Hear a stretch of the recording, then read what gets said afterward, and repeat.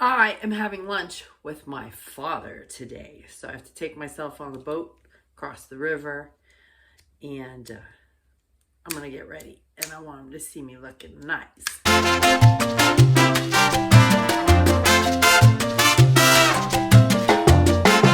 So at this point, it's growing out nicely.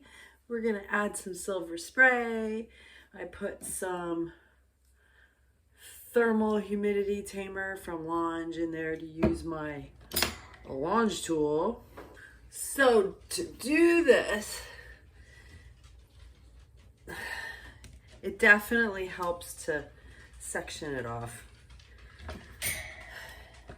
Sometimes I'm too lazy, but I do not get the same results. That's so nice not to be using both arms. It's just so much easier.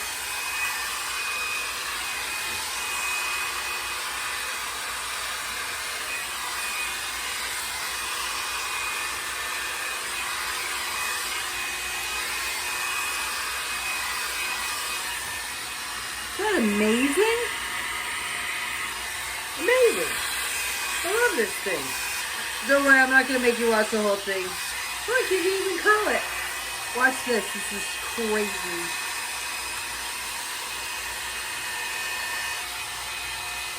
And that way, it gives you a wave. The key is just make sure everything's really dry.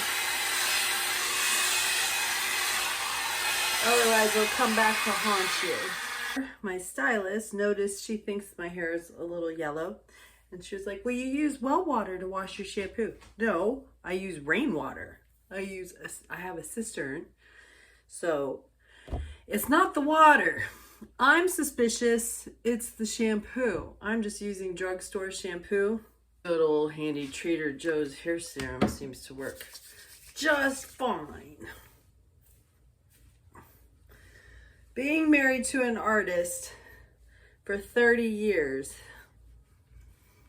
and having to work in the modeling industry where you have to show up, they call it hair and makeup ready. You learn what works without cutting into your profit margin. Okay. So anyway, she said my hair's starting to look a little yellow, and that's a thing, and suggested that purple shampoo. But what I'm going to try to do is I'm going to try and make my own shampoo and conditioner with beef tallow. Just like might as well, I'm making the skin stuff, so I'm gonna make some shampoo too. You're supposed to detox your hair. So I'll kind of, clean it with apple cider vinegar and all that stuff, and we'll start from scratch.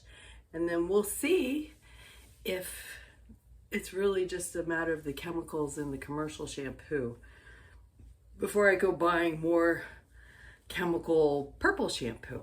What I do, I love this company.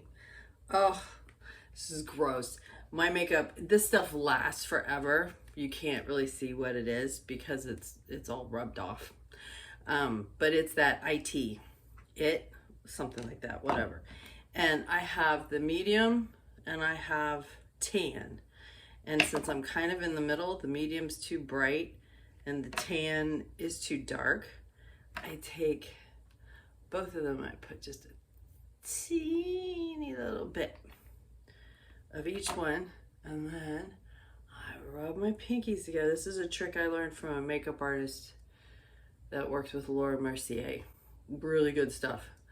Pretty pricey. And then I dot it inside my eye, under, because I have dark circle, and then just a little down here, and then a little on the edge, a little right here underneath.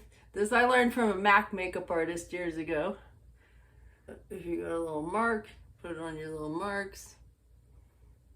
And then I kind of like to put mine on the jaw. Okay, so that's that. Most of the time I just use my fingers. Sometimes I use this makeup brush. I'm really not very particular, but I hold my hand. My daughter taught me to place your hand further away. I used to be like this, and that's putting too much pressure on your face. So keep your hand further away. I just get in there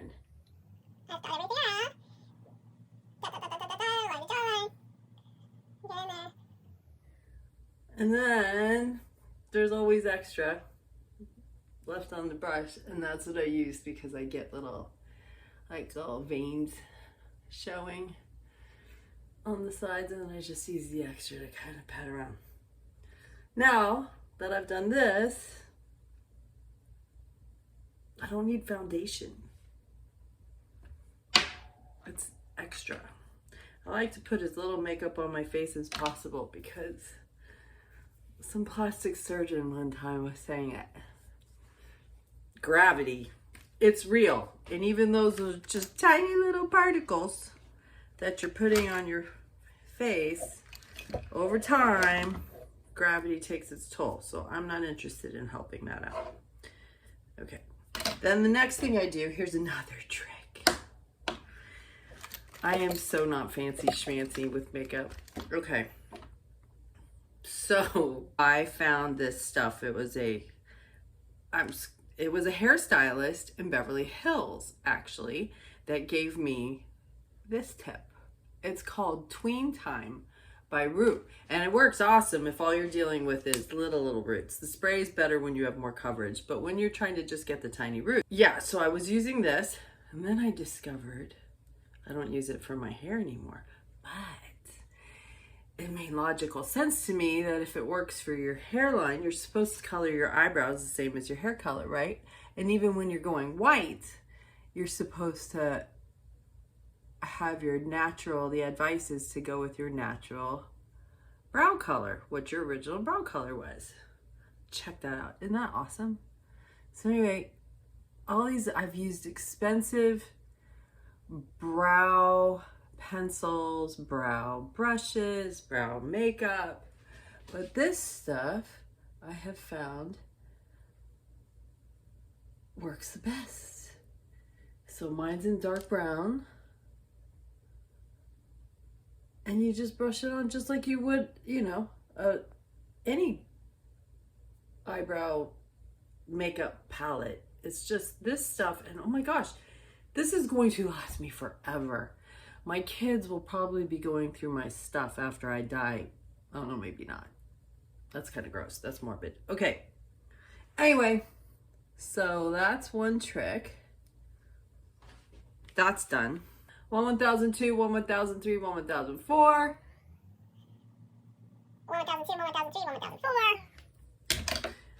I have short eyelashes, so I still do kind of, but I've been using castor oil for my eyebrows and my eyelashes, and I think it's working.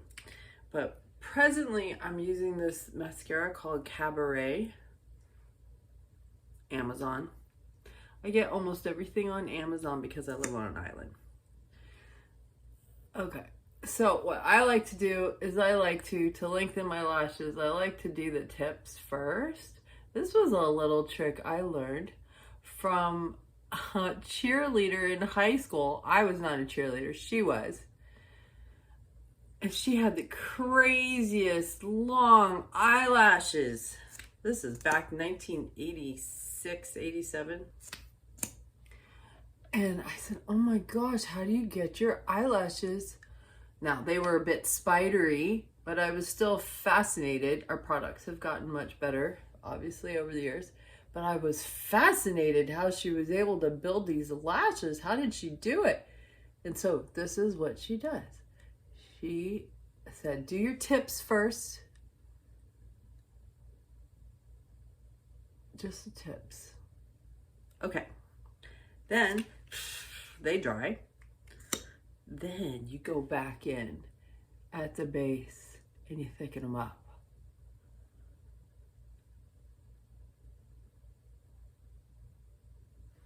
And I have found this works really well. I should probably get better lighting for this stuff. Oh, and here's another little trick I learned from a makeup artist a long time ago. To really get it on there, You put it at your base, hold, squeeze and blink. Squeeze, blink, squeeze, blink. Squeeze, blink, squeeze, blink, squeeze, blink, blink. I don't like to put it under my eyes. If I do, I'll do just a little bit on the corners. Oh, this stuff is the bomb. My kids turned me onto it. It's that Glossier. I don't even know how long ago I bought this. This is how much you use. Watch this. This is crazy. So I just take a tiny little bit. Here, I'm going to back away from the camera. Like that. That's almost too much. And you put it between your pinkies. I mean, your ring finger. And then you start here. I used to put it on the ball of my cheeks, the apple. But apparently as we get older, and I guess the style has changed because one of my daughters, on my brows, right here, dot, dot. Look how far this is going. A little bit on my nose. And then the rest goes on my left. I'm telling you, this is the fastest, most efficient. Our hack. I went through TSA the other day and I didn't even have the spray on.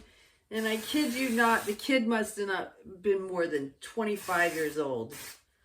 He's like, I like your hair. It's so cute. Just softens it up.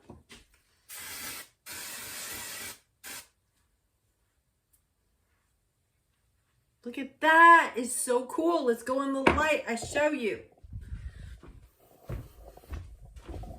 She showed the before and after. Yeah. Woo-woo! Isn't that cool? That is so cool. If it wasn't for this hack, I don't know if I would have made it through. Anyway, look at that. Isn't that awesome? And the way it hits the curls. Like, yay! Yay, yay, yay! We're getting through this!